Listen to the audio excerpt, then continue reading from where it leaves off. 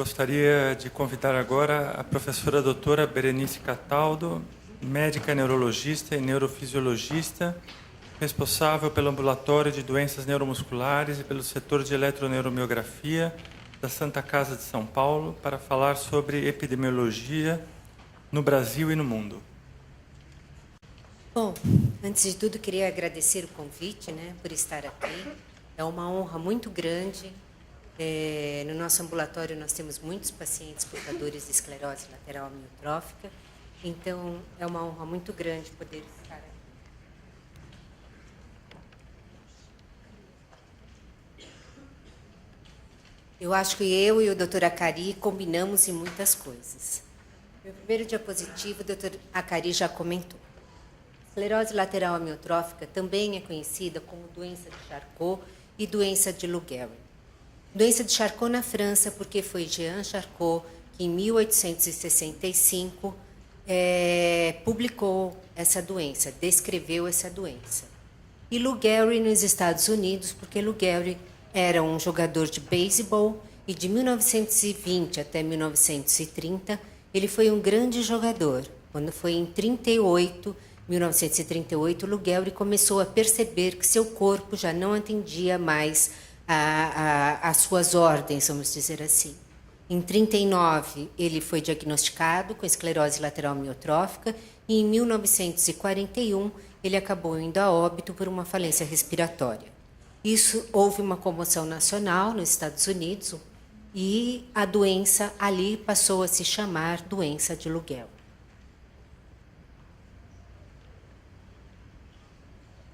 A definição da esclerose lateral amiotrófica é que é uma doença rara, que acomete a idade adulta, levando a uma degeneração dos neurônios motores e superiores, caracterizada por um déficit de força muscular, atrofia muscular, disfonia, disfagia e culminando com acometimento respiratório. A média de sobrevida é de 3 a 5 anos. A epidemiologia. Os maiores estudos epidemiológicos são da Europa, principalmente na Itália. Esses estudos eles mostram que a incidência na Europa é de 2 a 3 indivíduos a cada 100 mil habitantes por ano. Ela predomina no sexo masculino. Sua prevalência é de 4 a 6 por 100 mil habitantes. Ela tem um tempo de demora para se fazer o diagnóstico, desde o primeiro sintoma até o paciente chegar num hospital, num centro especializado, até ser feito esse diagnóstico, de 9 a 12 meses. E o risco de desenvolver a doença é entre 1 sobre 350 para os homens e para as mulheres 1 para 400. Nos Estados Unidos, foi publicado agora esse ano, num grupo da Pensilvânia, um estudo epidemiológico da região, onde a incidência foi de 1,7 a 2,3 e a prevalência de 4 a 6 por 100 mil habitantes. É bem próximo do que é publicado na Europa. Então, acredita-se que a incidência e a prevalência sejam mais ou menos os mesmos. No Brasil, infelizmente, muito pouco se tem sobre estudo epidemiológico. Há alguns anos atrás, foi tentado fazer esse estudo epidemiológico com vários centros, mas não foi possível.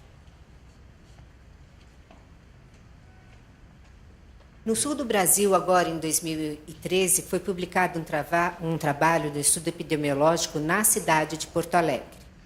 E naquela região foi constatado, mas foi um estudo epidemiológico visando mais a prevalência e o sexo. Não foi estudado a incidência da ELA na região. E foi tida uma prevalência de 5 indivíduos a cada 100 mil habitantes e o sexo, semelhante aos outros estudos, predominou no sexo masculino, mas não tão intensamente como na Europa e nos Estados Unidos. Foi um predomínio leve. A apresentação clínica da esclerose lateral amiotrófica. Ela depende do acometimento ou do neurônio motor superior, do neurônio motor inferior ou da região dos nervos bulbares.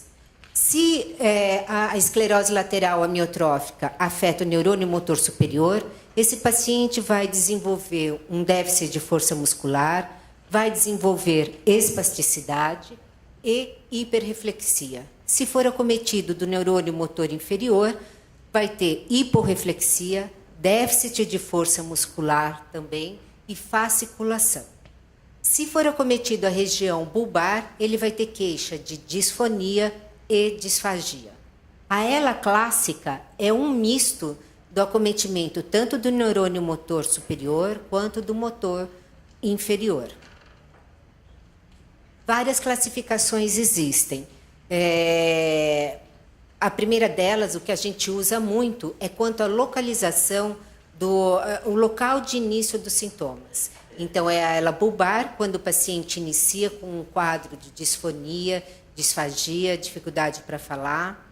E ELA espinal, quando ele inicia o quadro pelos membros ou superiores ou inferiores. Outra classificação também muito usada é a ELA familiar ou a ELA esporádica. A ELA familiar corresponde a 5 a 10% dos casos e a esporádica de 90 a 95% dos casos.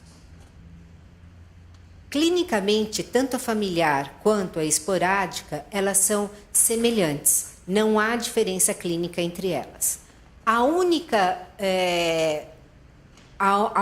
O único modo que a gente separa essa divisão entre familiar e esporádica é perguntando ao paciente: existe alguém na sua família acometido por ela? Se a resposta for sim, nós vamos ter uma ELA familiar. Se a resposta for não, será esporádica. Porém, hoje, com o avanço dos estudos genéticos, começou a se questionar a ELA familiar. Veja, se a probabilidade de ter a doença é 1 em 350, por que numa mesma família eu não posso ter 2 indivíduos acometidos e não se tratar de uma doença genética?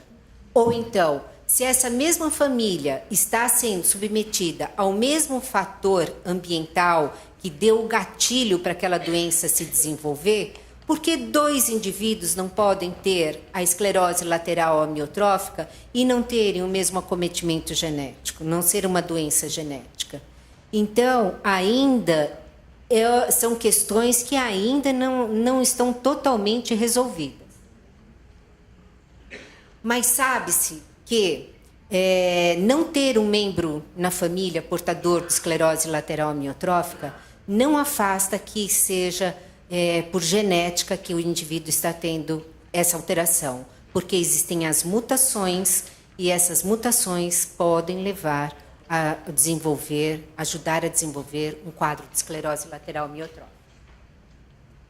Quadro clínico. Então, nós temos a ELA clássica, como nós já falamos, onde nós vamos ter um comprometimento do neurônio motor superior e inferior, pode ter início bulbar, pode ser início espinal.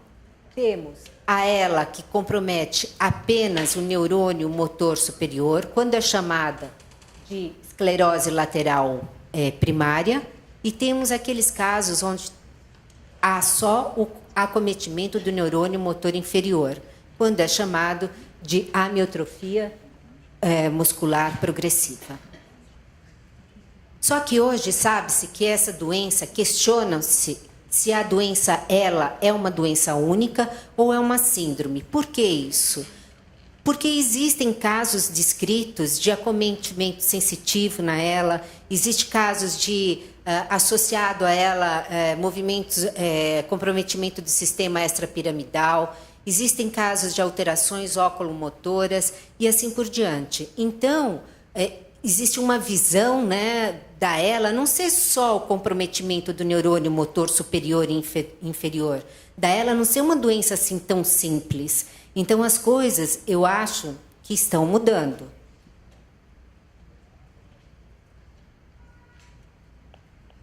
Em 2013, né, em Londres, foi feito esse trabalho, né, mostrando, estudando, mostrando, fazendo uma revisão dos genes, né, do estudo genético e do fator ambiental. Como que eles se interagiam para...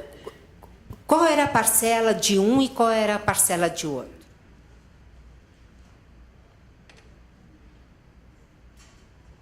Foi mostrado que o fator de risco, como a doutora Cari já mostrou, que existe um fator de risco genético, mas só o fator de risco genético não é o suficiente para desenvolver a doença.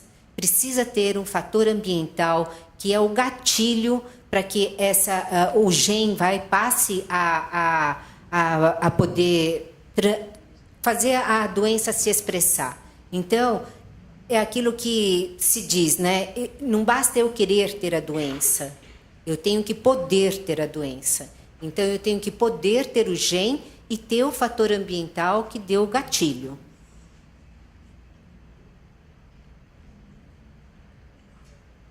As mutações, elas podem ocorrer tanto na ela familiar quanto na ela esporádica.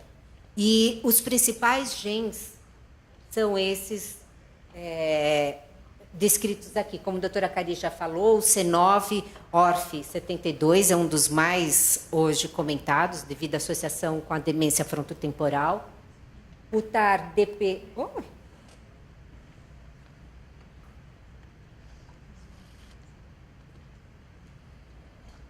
O TAR-DBP, porque ele é o responsável por aquela proteína que o doutor Cari também já falou, que é o TDP43, que a gente vai voltar a falar, e a superóxido dismutase, que é um gene já bastante comentado na esclerose lateral. Aqui são os genes mais... Foi publicado agora, em junho de 2014, são os genes mais frequentes da esclerose lateral amiotrófica, que levam à doença. É o gene, o fenótipo, a epidemiologia e a função de cada gene. Todos esses genes, hoje, eles são relacionados à doença esclerose lateral amiotrófica. E essa revisão genética que eu mostrei, ela teve a intenção de correlacionar a genética com o fenótipo do paciente e seu prognóstico. Então, eles chegaram à conclusão que os pacientes portadores de mutações no gene FUS, eles tinham o início mais jovem da doença, tinham um envolvimento importante bulbar e acabavam tendo uma progressão mais rápida. O gene superóxido dismutase, mas essa variante ALA4-VAL, ela tinha uma progressão mais rápida, enquanto esta outra variante tinha uma evolução mais lenta e alguns pacientes tinham envolvimento sensitivo.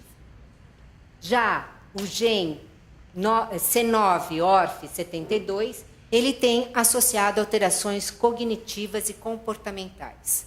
E foi mostrado que ele tem uma evolução mais rápida.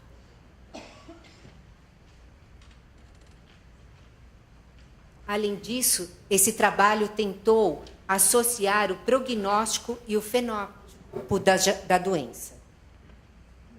Na ELA clássica, foi demonstrado que há uma sobrevida de 3 a 5 anos. Já na atrofia muscular progressiva, ela tem uma progressão mais lenta. Esses pacientes, ela pode progredir para esclerose lateral amiotrófica, geralmente até 4 anos. Após os 4 anos, é muito pouco improvável que ela progrida para esclerose lateral amiotrófica na forma clássica. Esclerose lateral primária, comprometimento do neurônio motor superior puro, a mesma coisa, uma progressão lenta e pode progredir para ela. Paresia bulbar progressiva, que é confinada aos músculos bulbares, ela tem um prognóstico relativamente bom e pode progredir para ela, mas geralmente fica confinada aos músculos bulbares. Descrita mais recentemente, a síndrome de Fleu nos membros superiores, que acomete os membros superiores de uma forma simétrica, tendo predomínio do neurônio motor inferior. Ela tem uma progressão lenta, podendo chegar até 8 anos. A síndrome de Fleury em membros inferiores acomete a região distal dos membros inferiores e com neurônio motor inferior também predominando. É uma progressão lenta e uma sobrevida de 8 anos.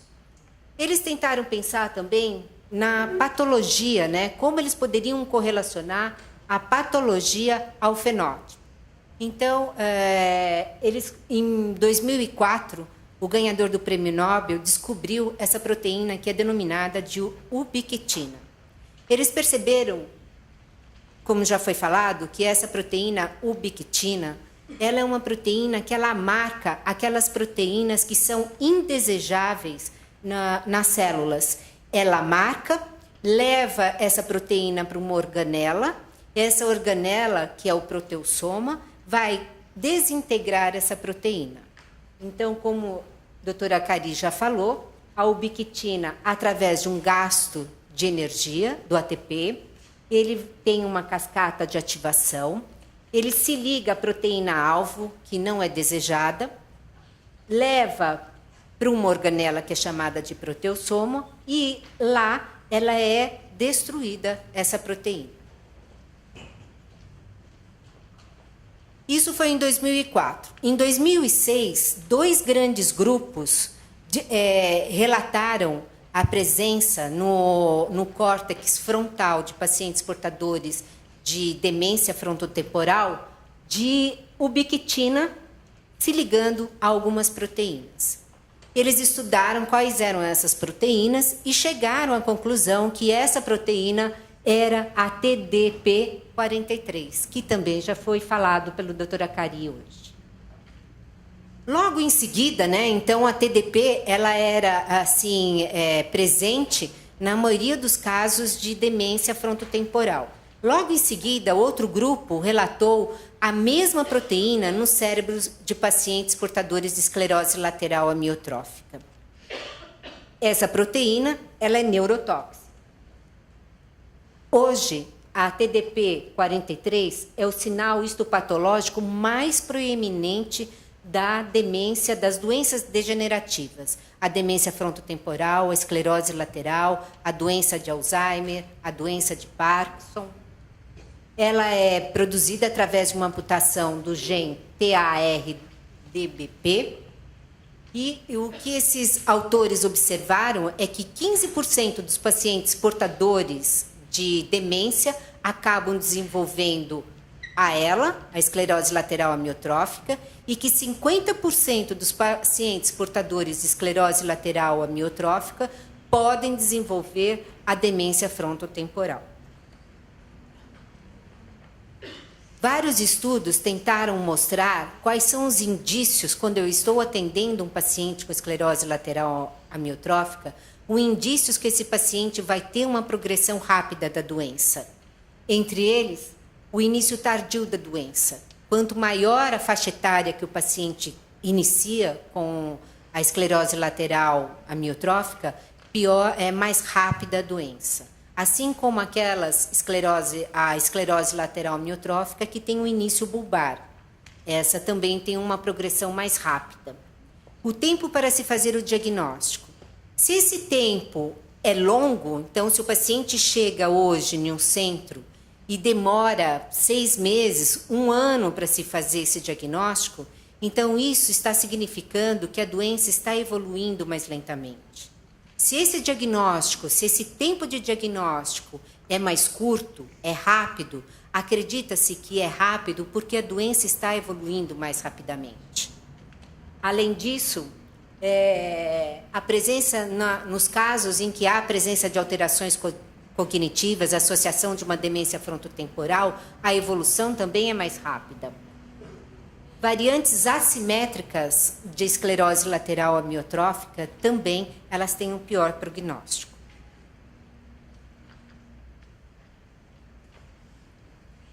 Assim como tem da evolução mais rápida, tem também os indícios que podem sugerir uma evolução mais lenta, que são as variantes simétricas da esclerose lateral amiotrófica, a forma pura de neurônio motor superior e a forma pura de neurônio motor inferior.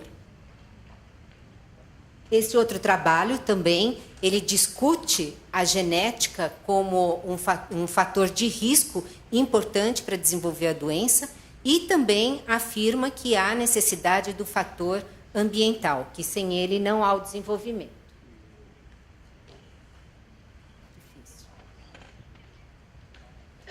Eles chegam à conclusão, citam vários fatores que podem levar à doença. Entre eles, a idade, como a gente já falou, a história familiar, trabalhos pesados, trabalho na agricultura, toxinas, a prática de esportes, esportes profissionais, trauma, serviço militar. Existe uma série de fatores que tentam ser correlacionados com a esclerose lateral amiotrófica. Mas os dois únicos que com certeza são fatores de risco é a idade e a história familiar. Quanto à idade, toda doença neurodegenerativa, conforme vai se aumentando a idade, vai se aumentando o risco de se ter a doença. E isso vai indo em um crescente, sempre em um crescente. O que nós observamos que na esclerose lateral amiotrófica, apesar de ser uma doença degenerativa, ela geralmente começa a aumentar a incidência após os 40 anos de idade, atinge um pico ao redor dos 75 anos de idade, quando começa a diminuir a incidência. Por que isso? Ela não é uma doença neurodegenerativa? Não deveria seguir a mesma proporção que Alzheimer e que outras doenças neurodegenerativas? Ainda não se sabe. Então, aqui para mostrar, no homem, na mulher, faixa etária e a incidência. Ao redor dos 40 anos de idade, começa a aumentar a incidência, vai aumentando progressivamente até os 70, 74 anos, quando começa a haver um declínio da incidência da doença, tanto no sexo masculino quanto no sexo feminino. Outro fator, atividade física. É a atividade física um fator de risco para se desenvolver esclerose lateral amiotrófica? Vários trabalhos publicados, tanto que avaliaram tanto a atividade física de lazer como aquela atividade física mais profissionalizante, chegaram à conclusão que a atividade física não é um fator gatilho para desenvolver a esclerose lateral amiotrófica. Metais pesados. São os metais pesados responsáveis por um fator de risco? Vários trabalhos foram realizados e nada se chegou à conclusão. Cigarro. Esse trabalho, publicado em 2012, ele mostra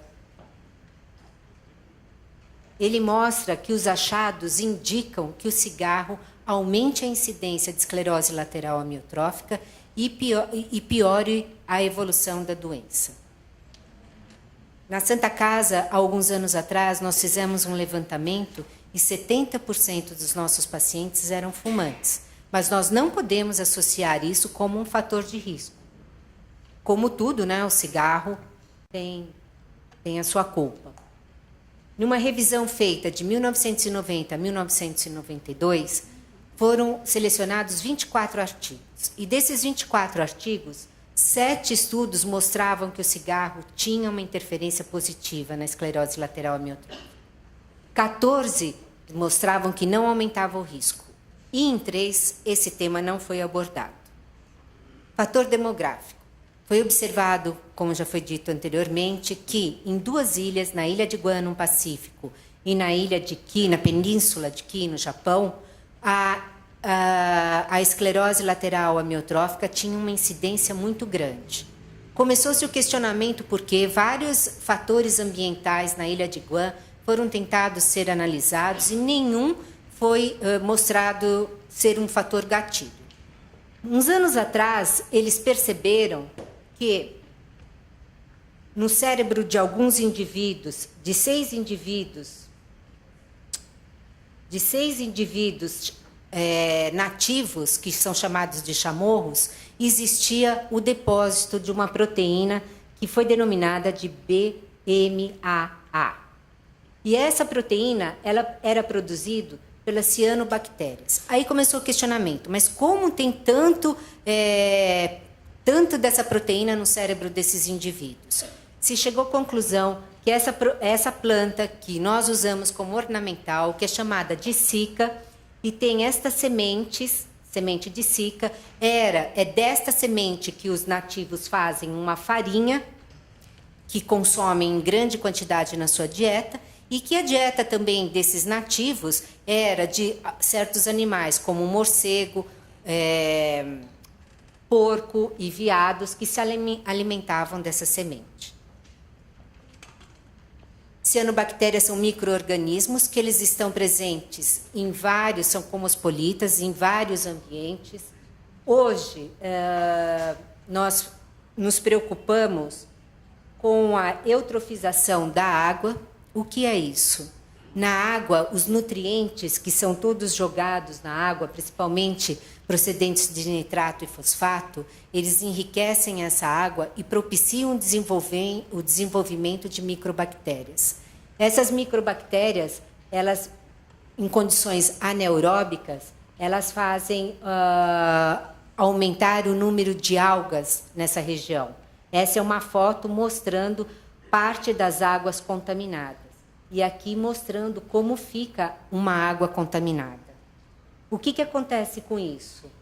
Esse aumento de bactérias aumenta as cianobactérias. Aumentando as cianobactérias, aumenta a quantidade de proteína BMAA naquele ambiente.